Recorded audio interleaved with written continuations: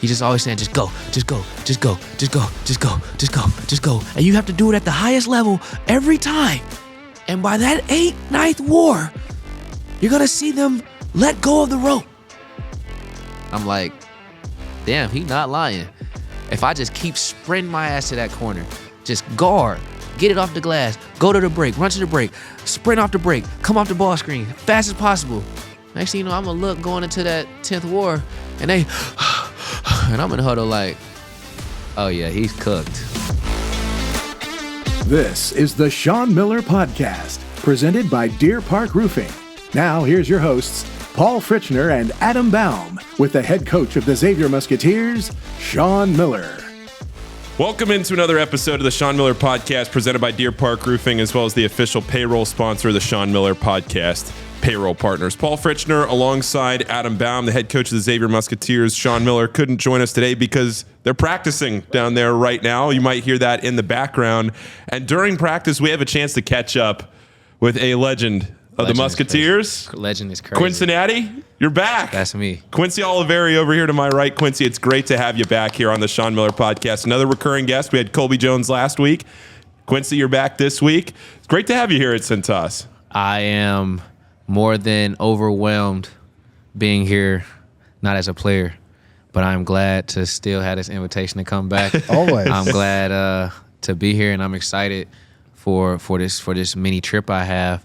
I don't even know what to really say though, because just when I landed and just being here, it was just, I'm not a player anymore, so it felt like I don't even know how to describe it. I'm just glad to be here though. You walked up here earlier and you're like, man, I feel like I'm late for practice. Yeah, because they were on the floor. There's basketball going on with people that I know, that I played with, and I'm just watching. You know, I can only imagine what it's gonna be like when I'm 60, and I'm really just like not hooping for real anymore, like not going to play pickup or anything, and I'm just chilling. But you got a ball in your hands right now. Do you ever not have a ball in your hands? No, I actually sleep with a basketball. I believe it. Like I sleep with a Lakers basketball in my hotel room in LA. I have a. It's kind of funny. I don't tell a lot of people that, but yeah, I always sleep with it cradle. It helps me sleep on my back. I'm trying to work on sleeping on my back. So you said it's been a crazy last few days for you getting here. What are the last few days been like? So I went to All-Star Weekend in San Francisco. Had some Under Armour events I had to show face for, and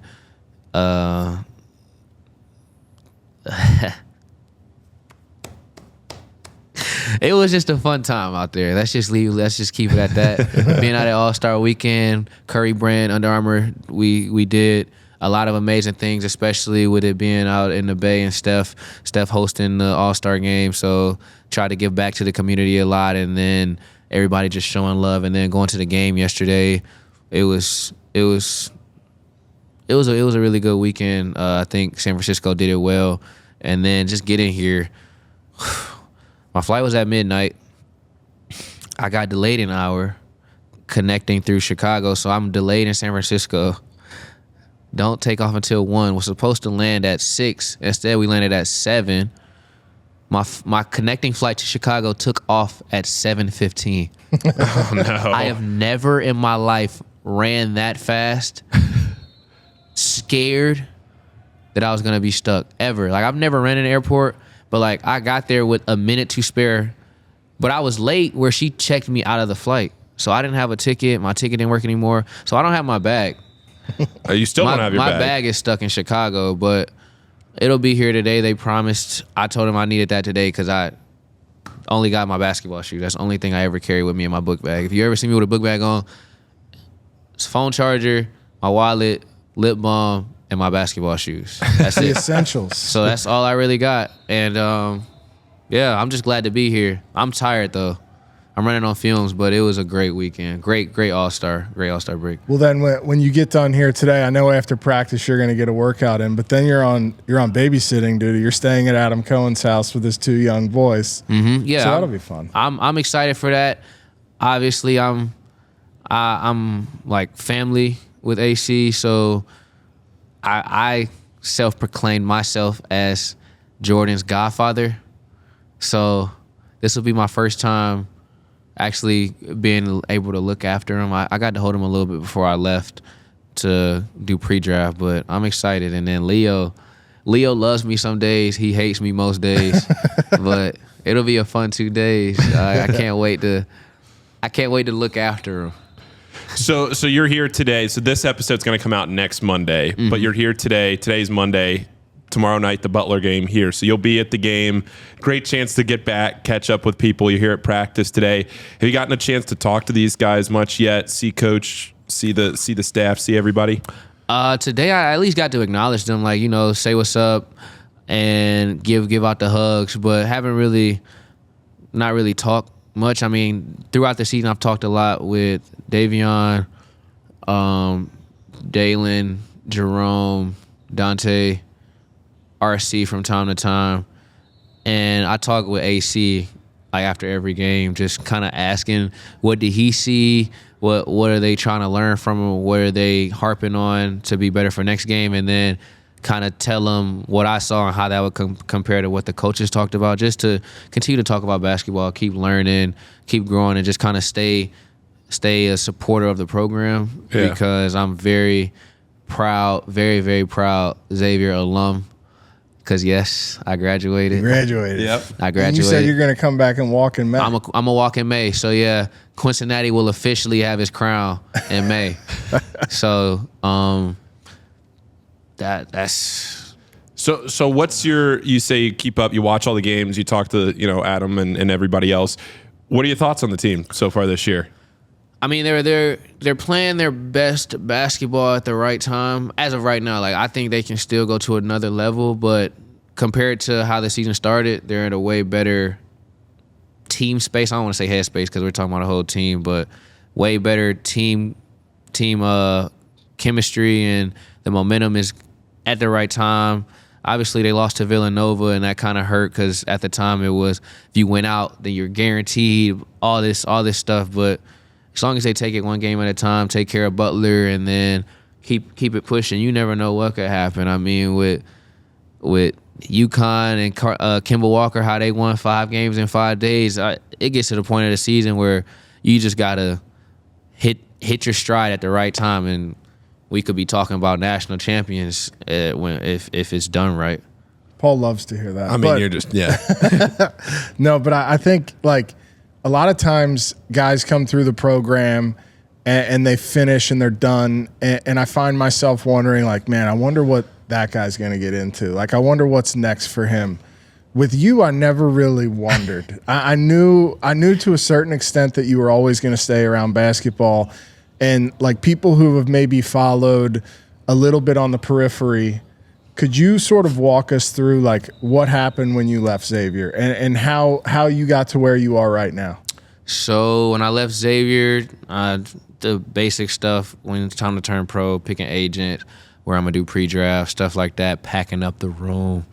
Just quick shout out to Lily and then her mom and father. They've been great looking after my stuff from my apartment room, and just kind of taking care of that. I'll be going through that and taking some stuff back. But just huge shout out to them for that. That's a huge help. But then once I chose my agency, and my agent moved all my stuff some of my stuff to Dallas, and did my pre-draft in Dallas and Frisco.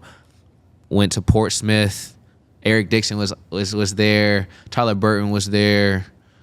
Josh Aduro. Trying to think of some other Big East names. I think Trey Alexander was there. But just going through that, and then workouts, just pre-draft workouts with teams. I did 11 workouts, 10 teams. I worked out for the Clippers twice. And then draft night, you get to draft night, you kind of have an idea. With it being 2 nights, you kind of have an idea what you're going to get. And then signed with the Lakers and went out there immediately for Summer League. Summer League was definitely an experience, being a rookie, especially undrafted rookie, not knowing when you're going to play. But if you do, just trying to be as ready as possible for when you do get out there, to just kind of go out there and play your game and have fun without any pressure. after that, I told my agent, I said, I don't want to go home between now and training camp. I want to stay out there. New coaching staff. I mean, the facility is like the best in the world.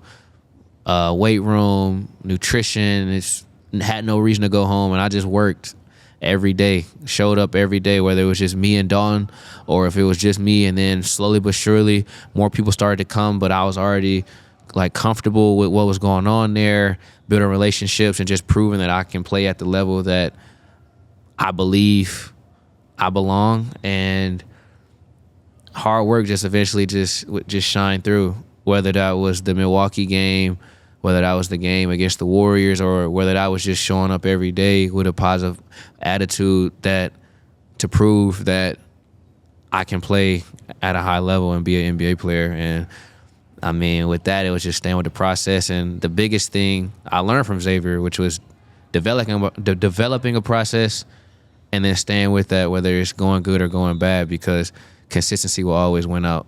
And to your credit, like one of the things that you kind of glossed over, it felt like there was like a 2 or 3 week stretch there. I can't remember what period of time, but it was like Quincy Olivari was on NBA programming in some form or fashion every day. That was just with Jalen Williams yesterday at the All-Star game.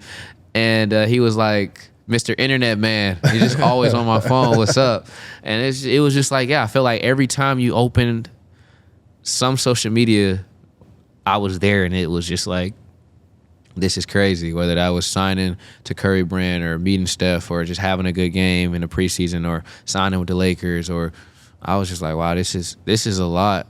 Or even just like an answer that you gave in a post-game press conference that really resonated with a lot of people, which is something that like I think really like drew you to Xavier Nation while you were here, is just like the authenticity, the way that you speak, the way that you think, like all those things go into building a brand, you know? Just authenticity always wins, always. I never try to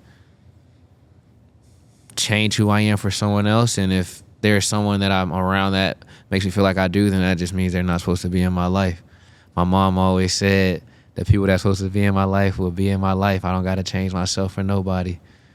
So we wouldn't be doing our job if we didn't ask you about the My Player moment, because that was one of the funniest moments. So you talk about an internet viral sensation. Facts. Yeah, that was the jumping off point. You in the background getting a photo with LeBron was just an all-time social media moment. Yes. And I'm looking at this and I'm going, is that Quincy? Yeah. It's 1 million views, 2 million views. And then you come up and it's, I don't even know where it finished, but I mean, you log on and see that. That was hilarious. It was actually like a lot of people will talk trash on Twitter and they think that maybe someone won't receive it the right way.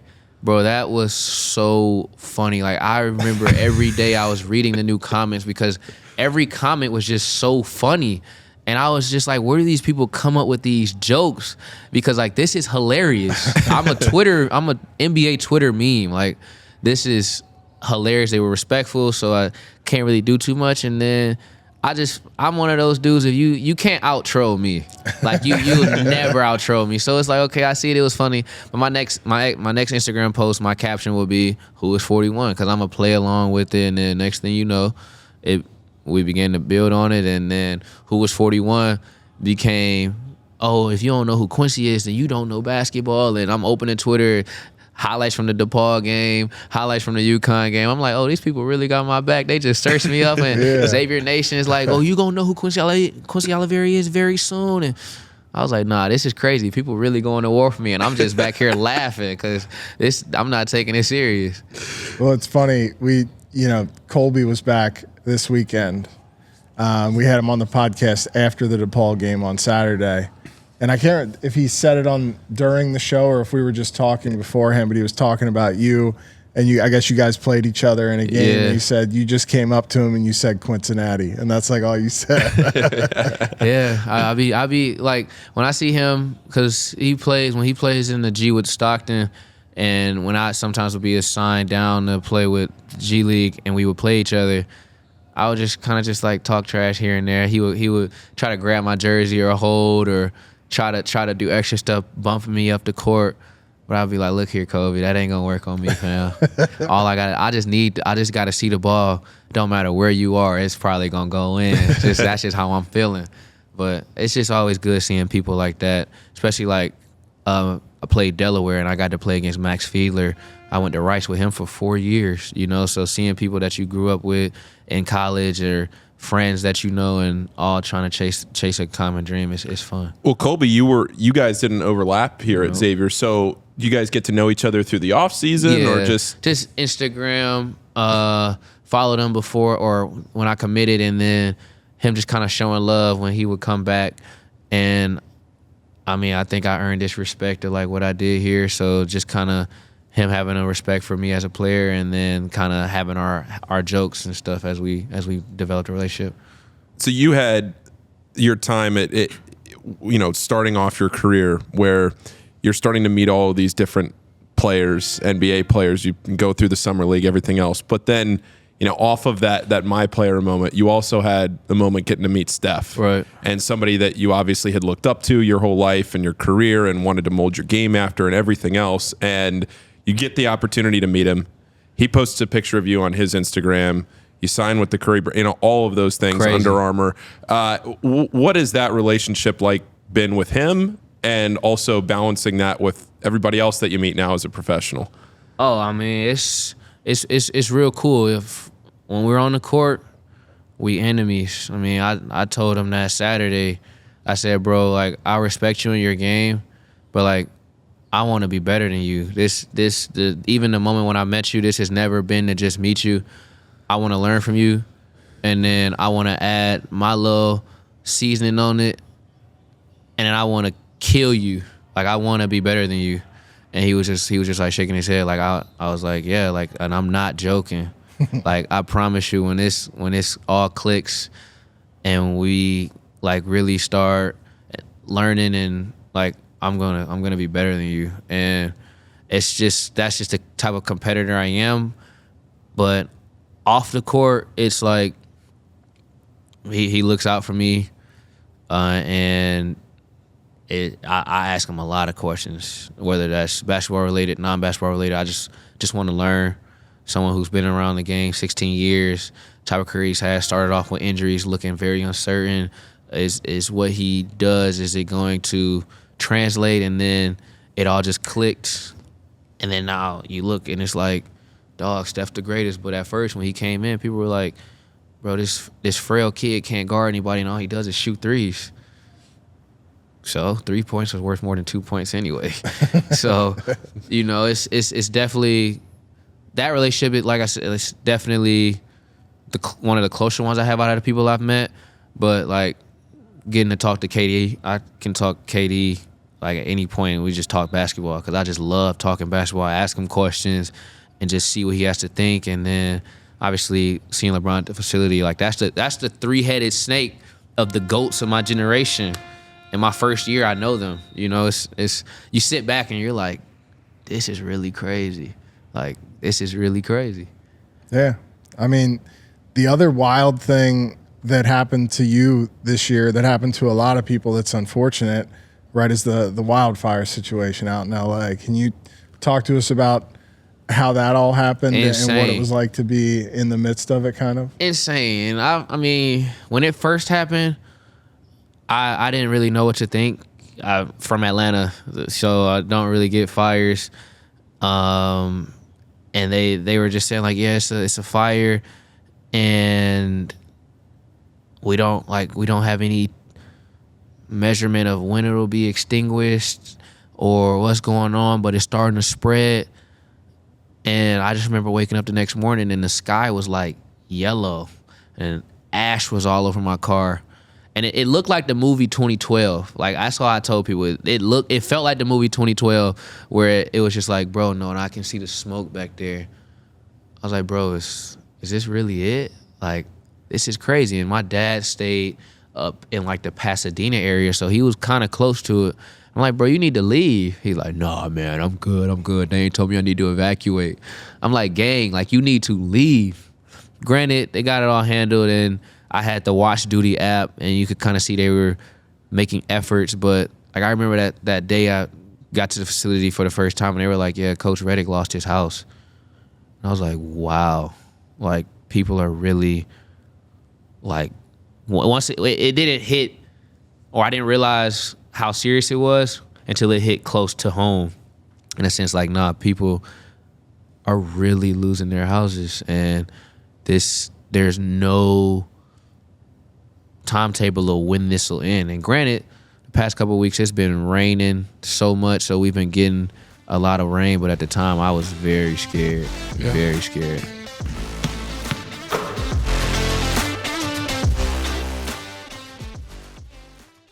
The Sean Miller Podcast is proud to partner with Deer Park Roofing, a company that's provided elite service for homes and businesses since 1996 and leads the industry in professionalism, quality, and responsiveness. Whether your needs are residential or commercial, like the outstanding work on the Cintas Center, the home of Xavier basketball, Deer Park can handle any job and ensure it's done right. Deer Park's motto is protect what's important, and what's important to you is important to Deer Park Roofing. Visit deerparkroofing.com.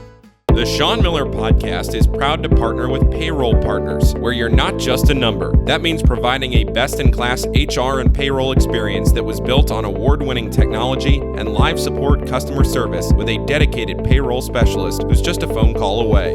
You shouldn't have to choose between technology and customer service. At Payroll Partners, you get both. Payroll Partners is locally owned and operated by a proud Xavier alum. Visit payrollpartners.net. That's payrollpartners.net.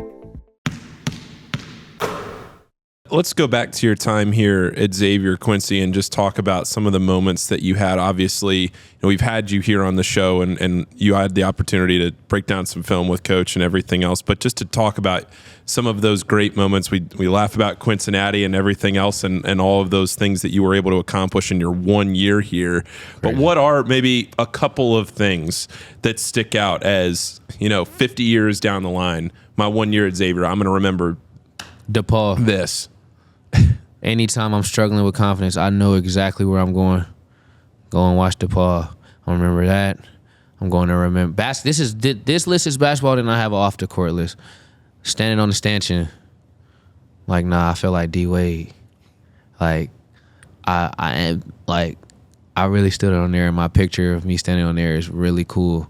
Like, I've never stood on a stanchion, but it was just like something I've always dreamt about in my head, just doing something and standing on the stanchion. I'm like, no, I did that.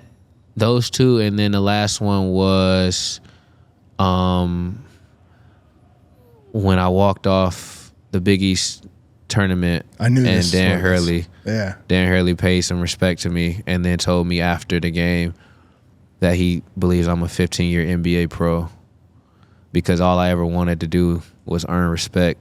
And at the time he had just won a championship, and then now we know back to back he's done it, or he's been around the game for a long time, and he's seen what pros look like. So for him to kind of label me as that, it meant something to me. And him having Jordan Hawkins and now in the league Andre Jackson and Steph Castle, like he's recently coached pros, and so he knows what that looks like.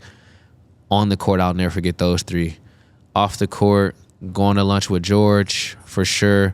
That whole moment, I never thought it would be that big of a deal. Just tweeting back to a kid that, yeah, I'll go to lunch with you, and it was a story. Meeting Lily, for sure.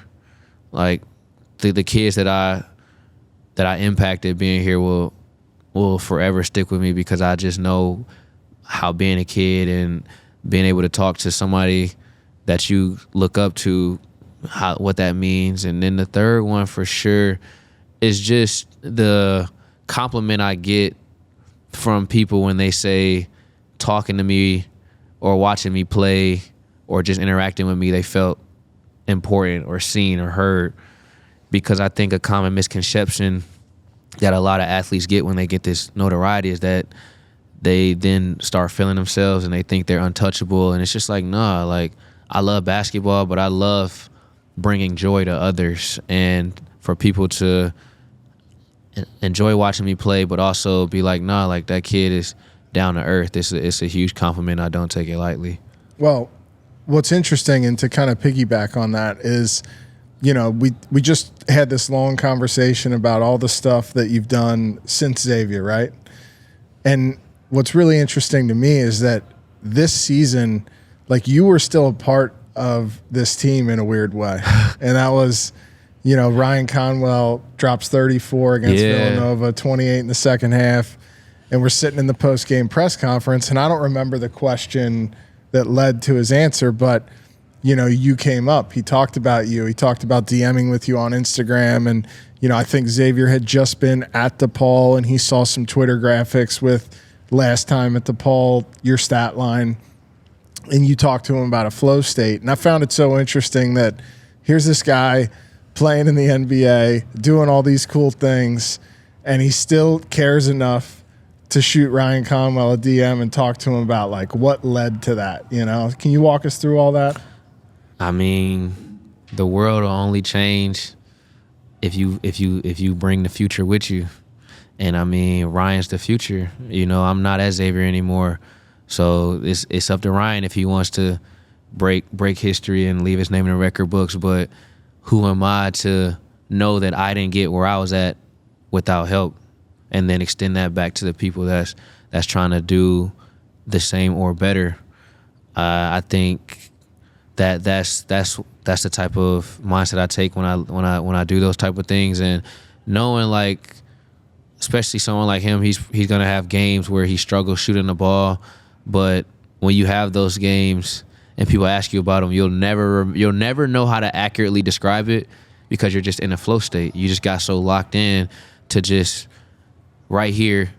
I'm gonna flick my wrist and make sure I hold my follow through, or make sure my guy hand is this, and then eventually it's just like you're not even thinking, you just vibing, and then you look up like how I did at DePaul, and you're like, damn, I got 20 at halftime.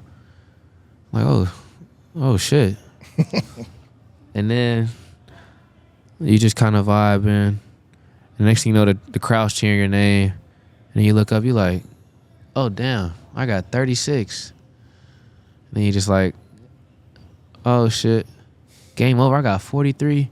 Damn, I really just said before the game I'm about to score 40 points and did it. And my dad was here, and that was where all the emotions come from. And it's just like, I was just trying to remind him, like, an uncontrollable flow state, and when you achieve that, you'll know. And watching him, I was gonna come to that game because the G League team was playing the Indy Mad Ants, and they played them at 12:30. Y'all played Villanova at 6:30, I believe. And I was gonna make that drive over, but the Lakers called me up because they played the Spurs. The Lakers called me up, and I didn't get to make it. And watching that game, I was very lit. Very lit. I was happy for him. So and when he gave me that shout out, my Twitter was just blowing up. He gave me, I was like, why am I going viral on Twitter? Like, did something bad happen? Or like, what was, because I'm chilling. I didn't do anything. And then everybody was saying that he gave me a shout out. I'm like, no, that was unprovoked. So that's real. Like, that's respect right there, and I appreciate that. Sean Miller has the second most players in the NBA as far as active head coaches go. Only Coach Cal has more NBA players among active college head coaches. And being able to play for him for 1 year, what were some of the things that he was able to talk to you about not only being successful here, because obviously you had a ton of success here in 1 year, but molding your game and being able to fit your game for the professional level? Why was Coach Miller so valuable to you? Process, accountability. He taught me about process, and he held me accountable. Never will forget the game at Butler where he benched me for like the last 4-5 minutes of the game. We were only down, like 6, I think. And he then publicly went in the press conference and said Quincy didn't have it on the defensive end, so I decided to go somewhere else. And I'm like, dog, I'm leading the team in scoring. I'm leading the conference in scoring, and we down by 6. The game is still winnable. And he publicly held me accountable about my defense. And I'm like, okay, accountability, making sure I stick with my process. When I'm down, stick with my process. When I'm up, stick with my process. And then everything you do, you just go. Yeah, I can every time I can see him, I can see it, and I can close my eyes, and he does. You just go, and then you go, and then you go, and then you go, and then you go, and eventually they're gonna break. That's exactly how he does it. Eventually they're gonna break, But you got to stick with it and go hard every time. Yeah. That's he just always saying, just go, just go, just go, just go, just go, just go, just go. And you have to do it at the highest level every time. And by that 9th war, you're gonna see them let go of the rope. I'm like, damn, he not lying. Nah. If I just keep sprinting my ass to that corner, just guard, get it off the glass, go to the break, run to the break, sprint off the break, come off the ball screen, fast as possible. Next thing you know, I'm gonna look going into that 10th war, and and I'm in the huddle like, oh yeah, he's cooked. He's cooked. I really appreciate Coach Miller for that. Well, and I think Coach appreciates the way that you did what you did because, like, you haven't been back, you haven't been around, but we've been making this docuseries, so we're at practice every day. He talks about you during practice once a week. I've heard, and I tell AC, I'm like, about what? Like, I didn't do anything special. We didn't win. I came here to win. Like, cool, the accolades are cool, the individual accolades are cool, but I wanted to get drafted. You know, I wanted to be on draft boards. I wanted to prove to people that what I was doing at Rice, I could do at a high level on a high major level. I mean, yeah, I scored the ball well, but I wanted to win, you know? So I be asking, like, what is he bringing me up for? But then they tell me, and I'm like, oh, yeah, he wasn't lying about that. Yeah. Oh, yeah. He talks about rebounding. Yeah. He talks about the way you ran the floor. Yeah. I can go on. The last thing I heard him talk about, he was like, man, every big game, Quincy showed up. UC showed up. UConn, the first time we played him here, showed up. Butler here showed up. And I was thinking, I'm like, damn, he not lying though. You know, it's not, we didn't do what I wanted to do, but damn, he wasn't lying. He wasn't.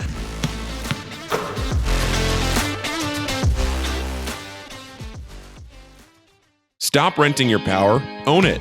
TGE Solar makes it easy to purchase solar panels for your home or business so you can take control of your monthly electricity bill and start saving today. They'll help you find the best solar system to meet your needs, and their expert in-house installation team makes the process seamless. They're proud to be based in Cincinnati, family owned and operated by a Xavier alum.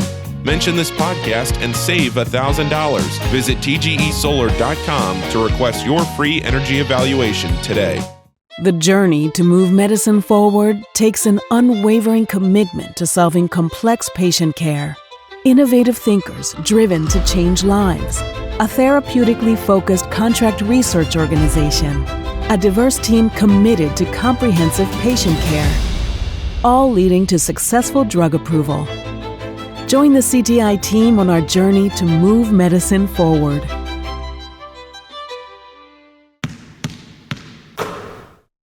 Welcome back to the Sean Miller Podcast. Paul Fritschner, Adam Baum, alongside Quincy Olivari. And Adam, I think we have a gift here for Quincy, don't we? We do.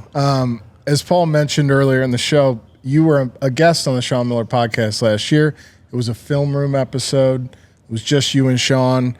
And throughout the entire season, you would give me and Paul crap about you really wanted a podcast hoodie. You really wanted a Sean Miller podcast hoodie. So you're going to retire my jersey. We're going to retire.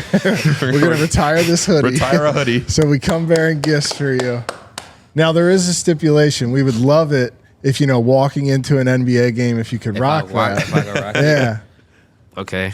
So this is the 2024-2025 edition. This is a new drop for us. I mean, this is a beautiful color. I definitely got some Under Armour shoes. Shout out Curry Brand. Shout out Under Armour that I can rock with this. I'm excited to wear this. Y'all will definitely see me wearing this a lot, and I'll probably wear it until it's gray. There we You go. earned it. You earned it, man. Quincy, we appreciate you coming on the show today, man. It's great to have you back here. It's going to be awesome to see you tomorrow night at the game and to have Cintas, get behind you another time too. Nah. Yeah, we just saw the reception that they gave Colby. I have a feeling you're gonna get a pretty good one too tomorrow night. I mean, I'm excited, man. It's whispers that I should run up and stand on the stanchion. Nah, I don't think I'll be doing that one. But I'm excited, man. I'm excited to watch a good game.